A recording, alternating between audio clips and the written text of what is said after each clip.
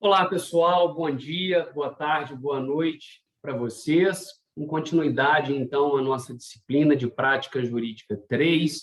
Na última aula, trabalhamos lá o requerimento de progressão de regime, bem como temos uma boa amadurecida ao trabalhar a nossa primeira peça de interposição em razões, o agravo em execução.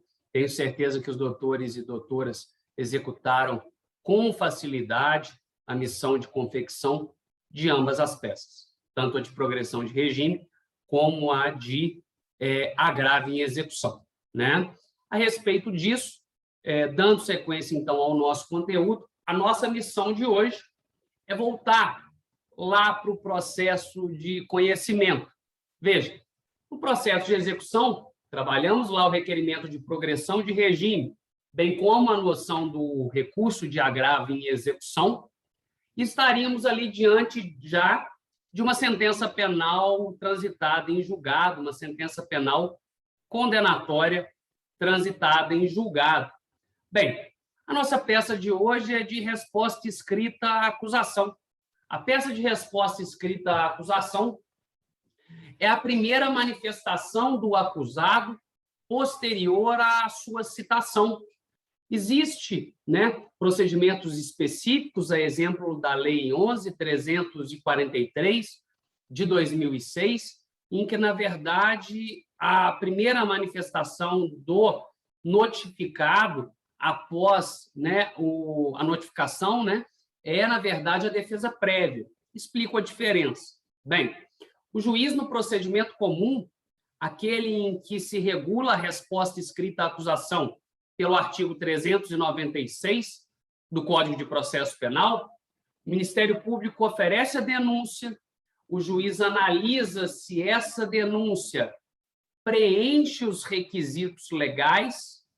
Se essa denúncia preencheu os requisitos legais, o juiz recebe essa denúncia, manda citar o acusado para que ofereça resposta à acusação no prazo de 10 dias, em procedimentos específicos, a exemplo do que eu acabo de mencionar, frente à Lei 11.343 de 2006, Lei de Drogas, o juiz faz diferente.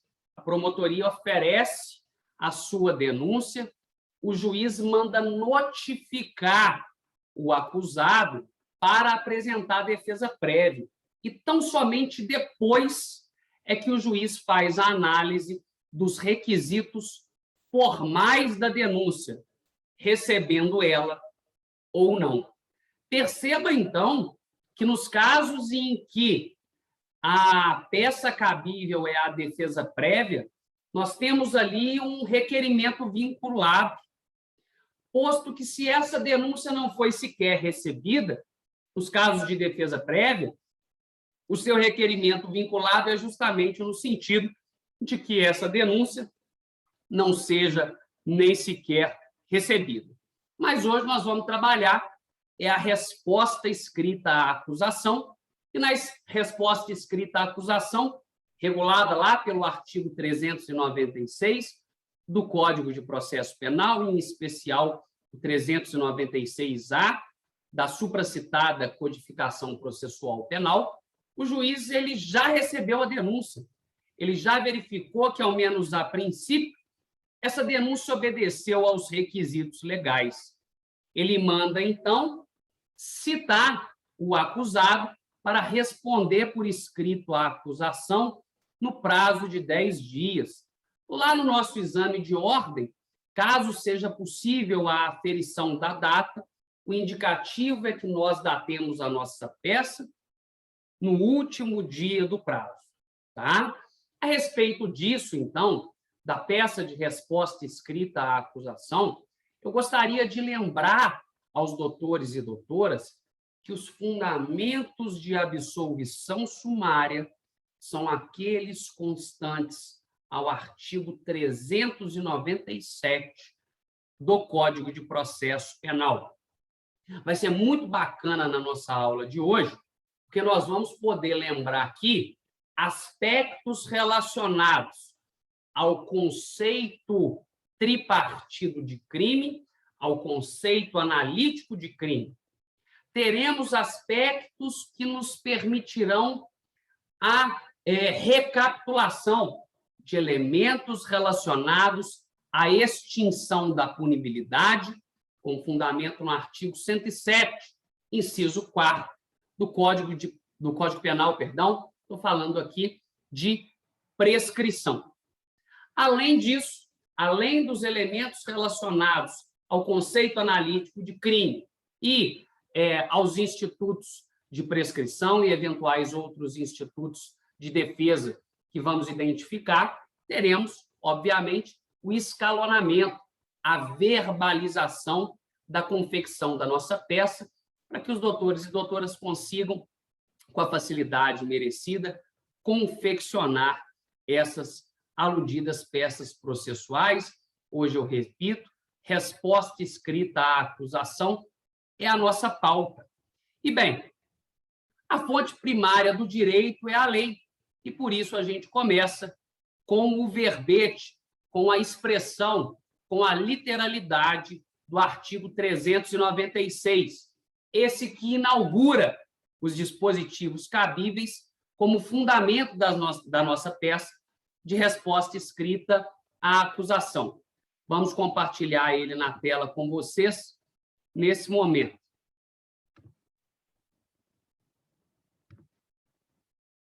Artigo 396 do Código de Processo Penal nos diz: nos procedimentos ordinários e sumários, oferecida a denúncia ou queixa, o juiz, se não a rejeitar liminarmente, receberá e ordenará a citação do acusado para responder à acusação, por escrito, no prazo de 10 dias. Um prazo de 10 dias. Bem, perceba que existe uma peculiaridade já expressa no parágrafo 1º a respeito da citação por edital. Caso em que esse prazo ele vai começar a contar, ele vai começar a fluir do comparecimento pessoal do acusado ou do defensor constituído no cartório.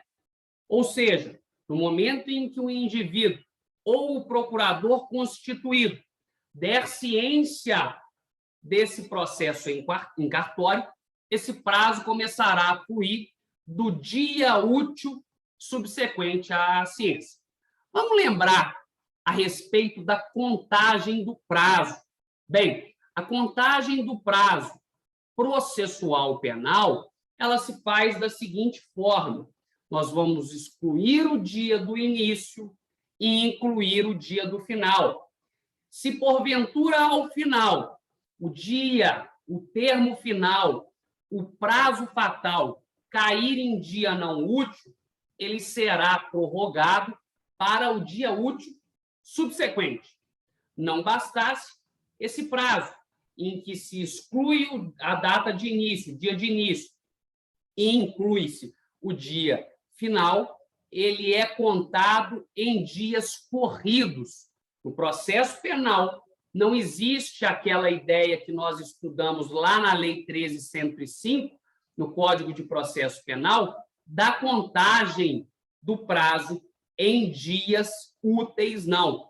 O prazo no processo penal, guardem isso, e o prazo no processo administrativo é contado em dias corridos.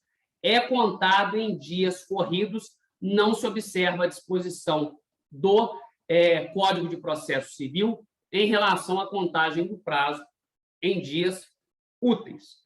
Perfeitos, queridos? Então, vamos fazer a análise agora lá do artigo 396-A, que vai nos indicar aquilo que o acusado deverá trazer. As matérias em que, em sendo pertinente, deverá o acusado, já na sua resposta escrita à acusação, elencar, visando o principal objetivo. Qual é o principal objetivo? Nós veremos em sequência. O principal objetivo diz respeito à absolvição sumária. Repito, qual é o principal objetivo da resposta à acusação? A absolvição sumária, logo abaixo, previsto no artigo 397. Nesse aspecto, iniciemos lá a nossa abordagem pelo artigo 396-A do Código de Processo Penal, que vai nos elencar as matérias pertinentes à peça de resposta escrita à acusação. Lá nos diz, 396-A, na resposta, o acusado poderá arguir preliminares e alegar tudo o que interessa à defesa, oferecer documentos e justificações, especificar as provas pretendidas e arrolar testemunhas, qualificando-as, e requerendo sua intimação, se necessário. Importante, a sua peça deverá já conter um rol de testemunhas, que é algo que até agora nós não assistimos, nós não confeccionamos. Então, depois que você traz a assinatura do advogado, se for o caso de arrolar testemunhas, você vai colocar lá rol de testemunhas e vai colocar o nome das testemunhas. Se o enunciado te fornecer dados nesse sentido, os nomes das testemunhas ou etc. E mais, o próprio dispositivo traz ali para nós a ideia de que, eventualmente, a intimação dessa testemunha, o princípio da celeridade processual, seja desnecessária. Ora, muitas vezes a testemunha é alguém que tem certo contato, eu diria até certa proximidade, com aquele que a arrola, com a parte que a arrola. Nesse sentido, a própria parte poderá informar a testemunha a data e hora da audiência. Ou seja, não seria ali necessário a intimação dessa testemunha pelo juiz. Em sequência, nós temos aí algumas observações a fazer em relação aos incidentes, como se observa lá também no artigo 111 do Código de Processo Penal. Lá nos diz no parágrafo único do artigo, no parágrafo 1º, perdão, do artigo 396-A, a exceção será processada em apartado, nos termos do artigo 95 a 112 desse Código, como eu bem mencionei, a questão do artigo 111. O que é apartado? Apartado é algo que, se porventura o réu, o acusado, tiver algum dos elementos relativos às exceções, o curso dessa exceção se dá em apartado, ou seja, é como o processo fica apenso, um processo fica amarradinho no outro, e esse processo em apenso não suspende o fluxo da ação penal. Esse processo em apenso não suspende o fluxo da ação penal. Exemplos de procedimento que correm em apartado: restituição de coisa apreendida, exceção de suspeição e afins. Perfeito? Vamos, então, para o parágrafo 2º do artigo 396-A. Lá nos diz: não apresentada a resposta no prazo legal, ou se o acusado, citado, não constituir defensor, o juiz nomeará defensor para oferecê-la, concedendo-lhe vista dos autos por 10 dias. Esse defensor ou vai ser a Defensoria Pública ou vai ser um defensor dativo. Algo que é muito importante, sob pena de nulidade. Se, porventura, o réu constitua advogado nos autos, o advogado é constituído nos autos pelo acusado. Esse advogado, muito embora constituído nos autos pelo acusado, não apresenta a resposta à acusação no prazo legal, antes de nomear defensor dativo ou defensor público para a assunção do caso, o juiz deve necessariamente intimar pessoalmente o réu oportunizando-lhe a constituição de novo advogado. Por quê? Ora, o réu tem a prerrogativa, ele tem o direito de escolher um patrono da sua confiança, muito embora saibamos que tanto os serviços prestados pela Defensoria da Ativa como pela Defensoria Pública são de excelentes. Entretanto, sob pena de nulidade, o juiz deve, sim, oportunizar a esse acusado a constituição de novo advogado para que apresente a resposta, a devida resposta escrita à acusação. Perfeito? Passado o estudo do artigo 396, venham-nos agora ao nosso objetivo. Mencionei aos doutores e doutoras que o nosso objetivo, em sede de resposta escrita à acusação, é o de absolvição sumária, se não vejamos o inteiro teor do artigo 397 do Código de Processo Penal, que lá nos diz: após cumprido o disposto no artigo 396-A e parágrafos deste Código, o juiz absolverá sumariamente o acusado quando verificar. Bem, as hipóteses de absolvição sumária nos dizem exatamente aquilo que, em sendo possível, nós precisamos alegar em sede de resposta escrita à acusação.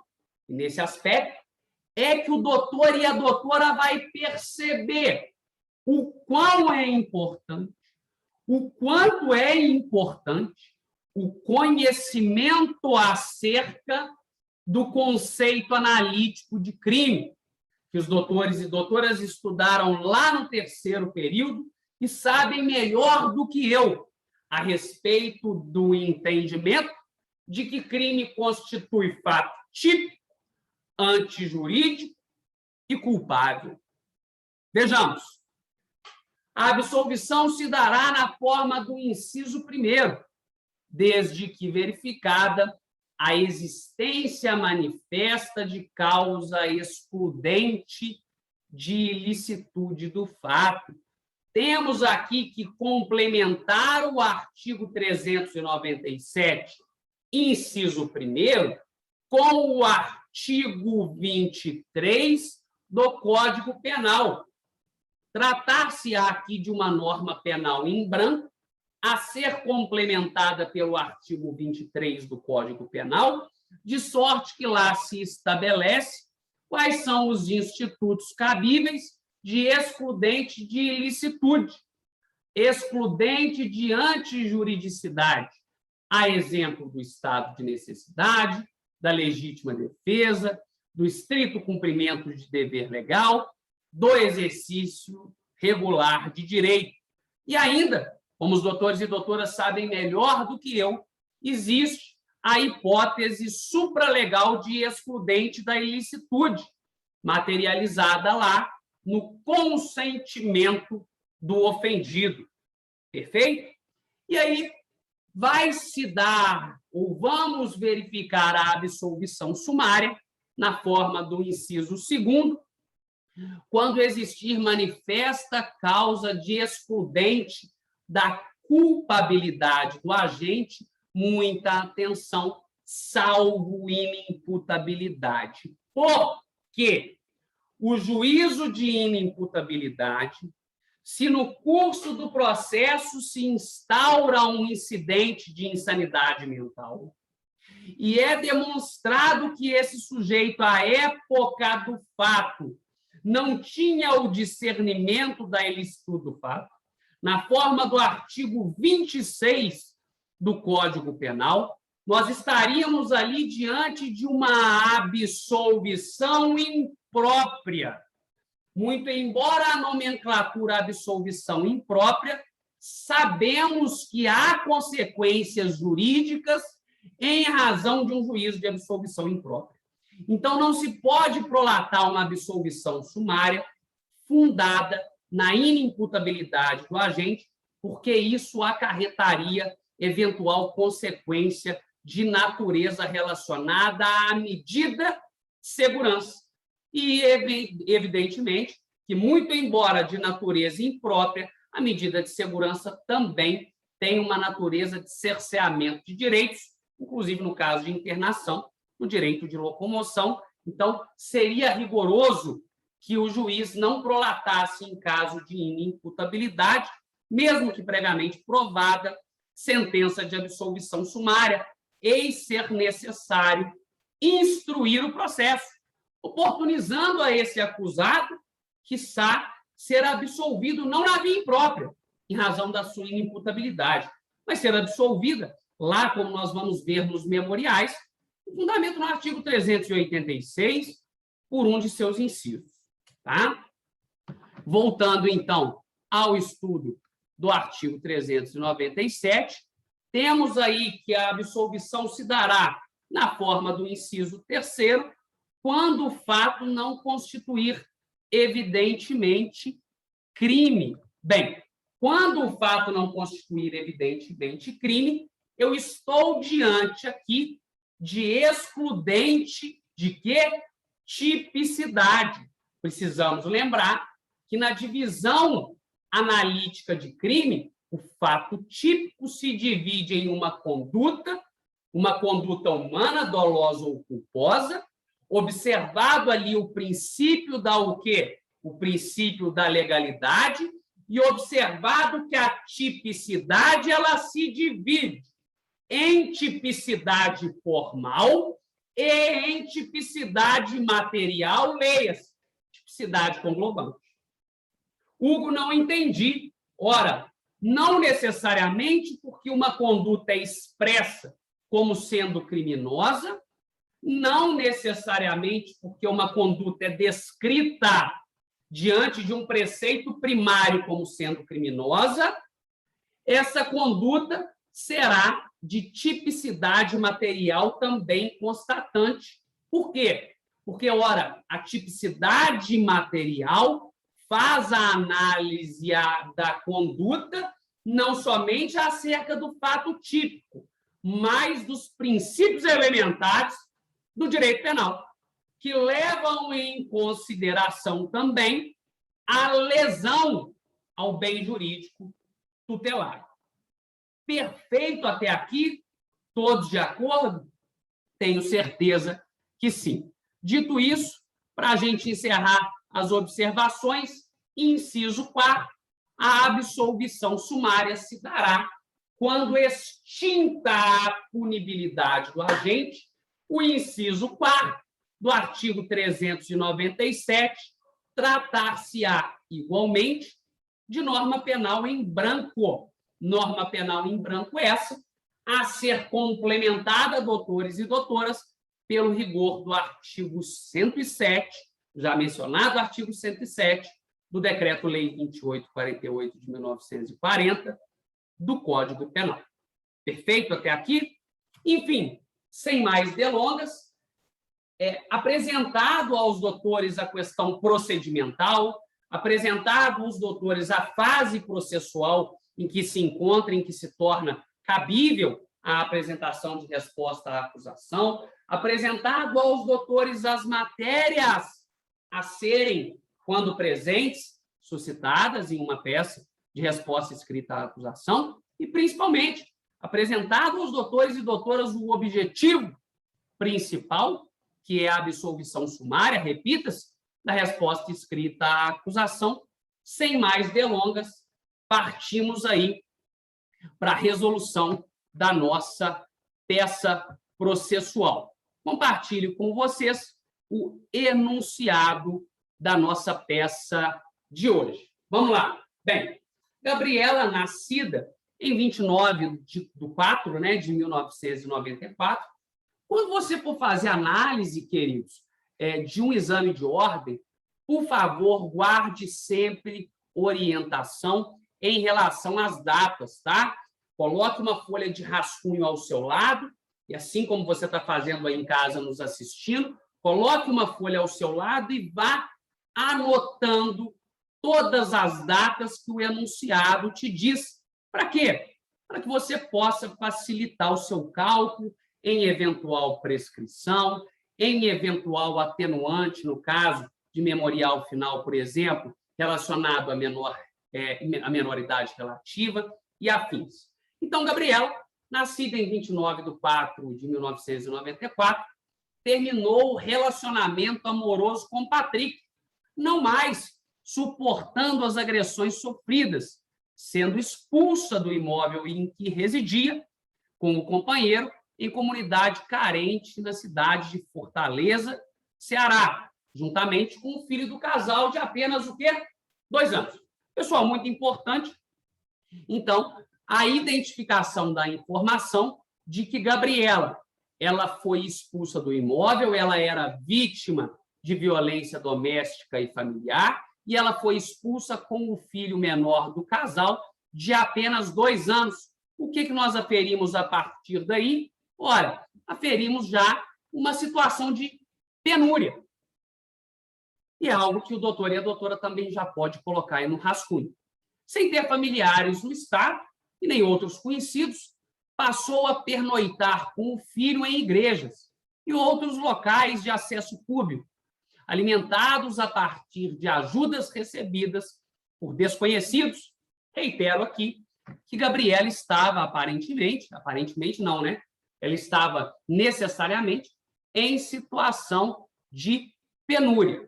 Nessa época, Gabriela fez amizade com Maria, outra mulher em situação de rua, que frequentava os mesmos espaços que ela.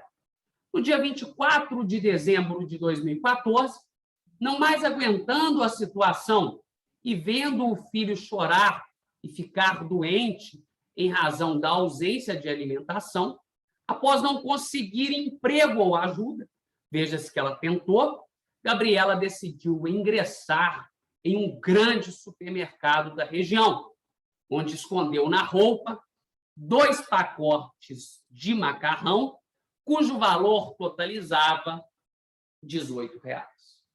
Doutores e doutoras, percebam, ela estava em uma situação de penúria, com um filho menor adoentado por ausência de alimentação, e nesse mesmo contexto ela tentou buscar emprego e não conseguiu, tentou igualmente ajuda e, infelizmente, não conseguiu. Nessas circunstâncias, ela resolve, então, adentrar a um estabelecimento, a um grande supermercado, e acaba ali subtraindo coisa alheia móvel, totalizada, né, apurada aí no valor de R$ 18, 2 pacotes de macarrão. Ocorre que a conduta da Gabriela foi percebida pelo fiscal de segurança, que abordou no momento em que ela deixava o estabelecimento sem pagar pelos bens e apreendeu os 2 pacotes escondidos. Então, bem, veja-se que ela não chegou a deixar o estabelecimento com a res furtiva, com esses 2 pacotes de macarrão. Percebe-se desde já que, aparentemente, na forma do artigo 14, inciso 2º do Código Penal, estaríamos aí diante de um crime tentado. Ora, iniciados os atos executórios, estes não se consumaram por circunstâncias alheias à vontade da agente. Em sede policial, Gabriela confirmou os fatos, reiterando a ausência de recursos financeiros e a situação do filho, que amargava aí, como visto, doença, que amargava aí dificuldade, problemas de saúde em razão da precária alimentação. Junto à folha de antecedentes criminais sem anotação, quer dizer, ela não tinha qualquer passagem policial, o laudo de avaliação dos bens subtraídos, confirmando o valor da coisa, de R$ 18, e ouvido os envolvidos, inclusive o fiscal de segurança e gerente do mercado. O auto de prisão em flagrante delito e o inquérito policial foram encaminhados ao Ministério Público, que ofereceu denúncia em face de Gabi pela prática do crime previsto no artigo 155, caput, combinado com 14, inciso 2º, ambos do Código Penal, além de ter opinado pela liberdade da acusada. Então, o próprio órgão ministerial denunciou Gabriela, com fundamento no artigo 155, subtração de coisa alheia móvel para si ou para outra, em furto, na modalidade tentada e pugnou pela liberdade. Então, o que houve? O magistrado, em atuação perante o juízo competente, no dia 18 de janeiro de 2016, recebeu a denúncia oferecida pelo Ministério Público, concedendo a liberdade provisória à acusada, deixando de converter o flagrante em preventiva, e determinou que fosse realizada a citação da denunciada. Contudo, foi concedido liberdade a Gabriela antes de sua citação, e como ela não tinha endereço fixo, não foi localizada para ser citada. No ano de 2020, Gabriela consegue emprego e fica com melhores condições. Em razão disso, procura um advogado e esclarece que não sabe qual o prosseguimento daquela ação penal em que respondia. Disse ainda que Maria, residente na Rua X na época dos fatos, também era moradora de rua e tinha conhecimento de suas dificuldades, já estão aqui evidenciadas no enunciado. Diante disso, em 27 de março de 2020, segunda-feira, sendo terça-feira útil em todo o país, Gabriela e o advogado comparecem no cartório, onde são informados que o processo estava em seu regular segmento, sem qualquer suspensão, esperando a Gabriela aparecer, para sua devida citação. Naquele mesmo momento, Gabriela foi citada. Então, veja, o prazo para a resposta à acusação se dá no dia útil subsequente. Então, se em 27 de março era segunda-feira, o nosso prazo tem início no dia 28 de março de 2020, terça-feira. Naquele momento, então, Gabriela foi citada, assim como intimada, para a apresentação da medida cabível. Cabe destacar que a ré, acompanhada de seu patrono, já manifestou desinteresse em aceitar proposta de suspensão condicional, né, do processo ofertada pelo Ministério Público. Beleza? Enfim, queridos, algo muito importante. Quando se fala em citação, a peça imediatamente posterior à citação é a resposta escrita à acusação. Então, nós não temos maiores dificuldades em identificar a nossa peça pela literal disposição do artigo 396 do Código de Processo Penal, que nós já lemos.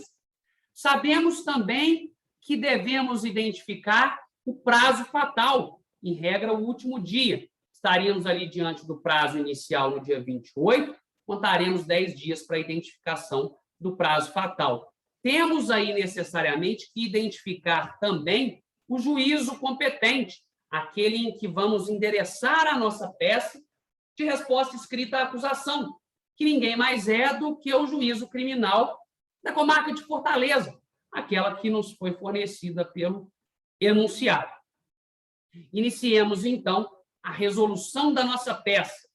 Alguns elementos nos chamam bastante atenção.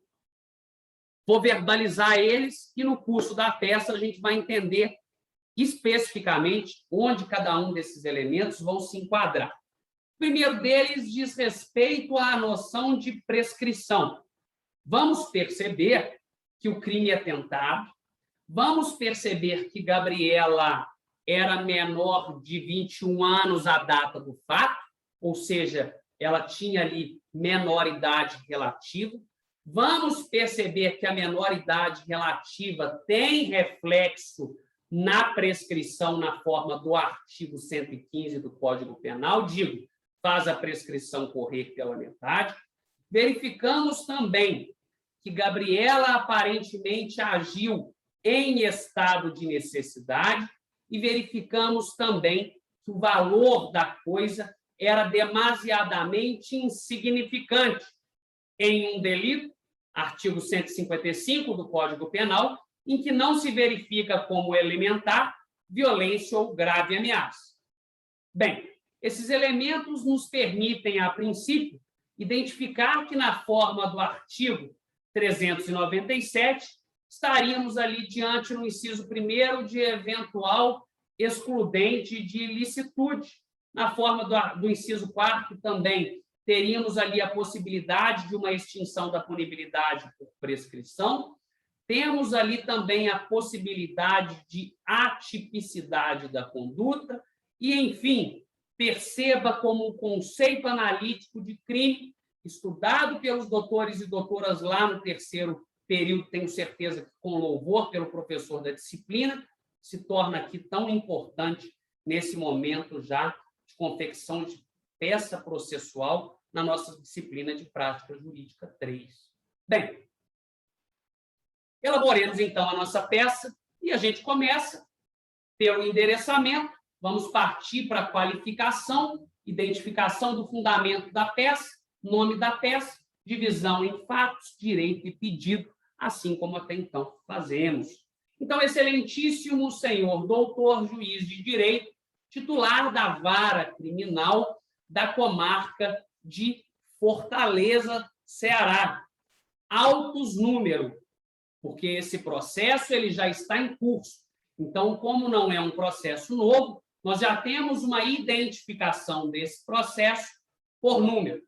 E vamos iniciar a nossa peça com o nome da nossa querida ré, Gabriela, devidamente qualificada, porque já consta dentro de um processo que já existe a qualificação das partes, não é necessário a gente repetir aquele arcabouço de qualificação, vem representada por advogado e bastante procurador na forma de instrumento de procuração anexo, com fundamento nos artigos 396 e seguintes do Código de Processo Penal, atenção ao verbo, apresentar tempestivamente, essa palavra tempestivamente, vamos lembrar que ela nos remete à certeza de que estamos ali apresentando a peça dentro do prazo legal, que, repita-se, é de 10 dias, resposta escrita à acusação, devendo Vossa Excelência entender desde já pela absolvição sumária da acusada, o que se passa a demonstrar pelos fundamentos de fato e direito a seguir expostos. Vamos dividir a nossa peça em fatos, direito e pedido. Iniciando pelos fatos, temos que narrar, evidentemente, que Gabriela, nascida em 28 de 4 de 1990, ela teve, de 1994, perdão, salvo o melhor juízo, isso, 1994, ela teve um relacionamento amoroso conturbado, foi expulsa da residência em que residia com o filho menor, de apenas 2 anos, passou a amargar condição de miserabilidade e mendicância, e, em razão disso, ao ver o filho extremamente abalado, com a saúde frágil pela não alimentação, mesmo tendo procurado se valer de ajuda, mesmo tendo procurado alcance a um emprego, infelizmente, por não conseguir, optou por entrar em uma grande rede de supermercados, na forma como narrou a denúncia, supostamente, e subtrair 2 pacotes de macarrão avaliados documentalmente em R$ 18,00 à época dos fatos. O Ministério Público denunciou a acusada pelas iras ou as iras do artigo 155, na forma do artigo 14, inciso 2º, furto tentado, requerendo regular fluxo processual. E devidamente citada a denunciada, após comparecer em secretaria na presença de seu procurador, vem pelo presente instrumento apresentar a cabível resposta escrita à acusação, passando, então, na forma como ordena o direito, a demonstrar que a absolvição sumária é medida que se impõe. Bem, nesse primeiro momento, com o que diz ao direito, dividimos nossa peça em fatos, direito e pedido, nós vamos asseverar, no primeiro momento, a prescrição. Então, é mérito julgador averbe-se desde logo que a extinção da punibilidade de Gabriela, na forma do artigo 107, inciso 4 do Código de Processo Penal, é medida que se impõe.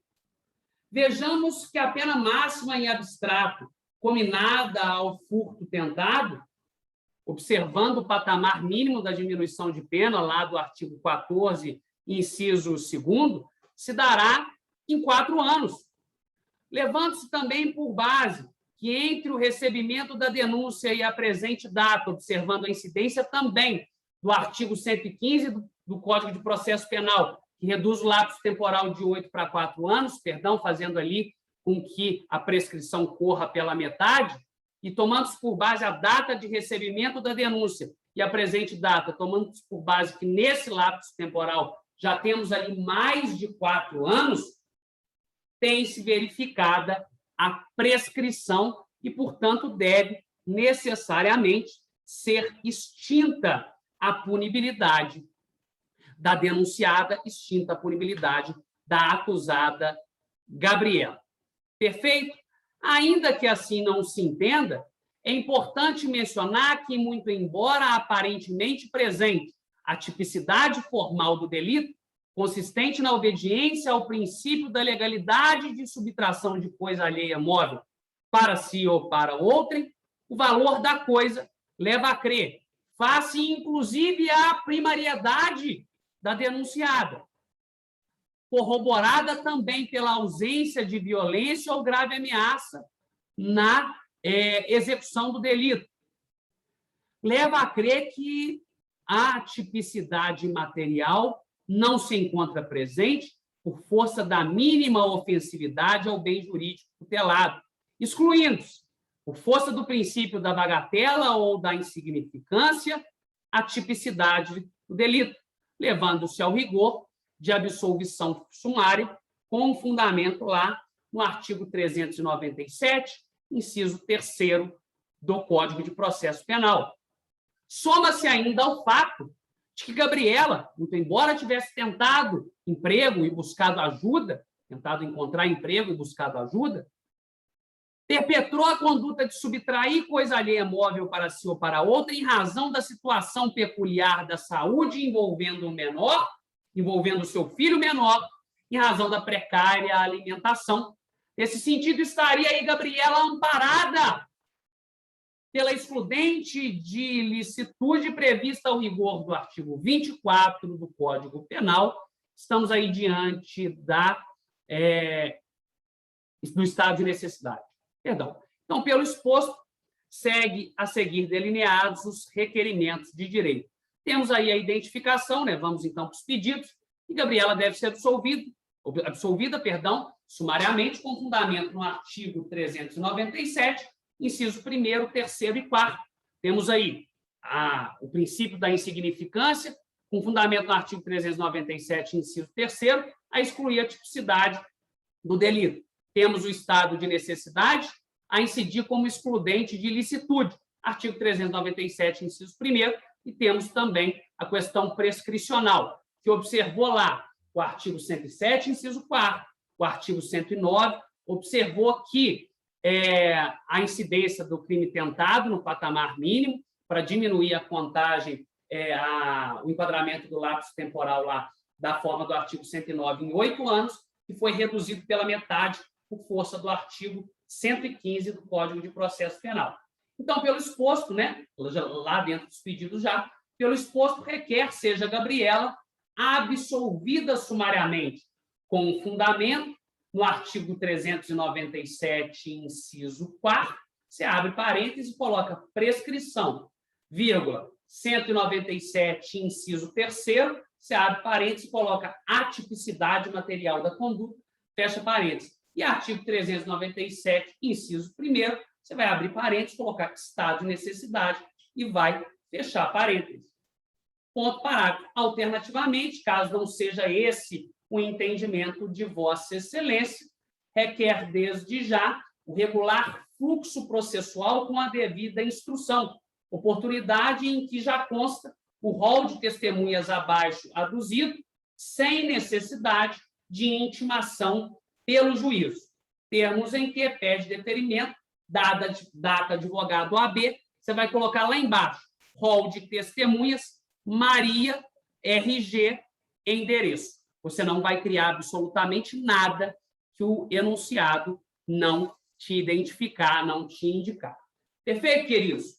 Uma ótima semana para vocês, o restante de semana, né? Estamos aí na quarta-feira já. Um ótimo feriado. Semana que vem a gente está de volta. Tudo de bom. Obrigado pelo carinho, obrigado pela audiência de sempre. Não deixem acumular as peças, hein? Vamos ter muita peça ainda para trabalhar. Fiquem com Deus.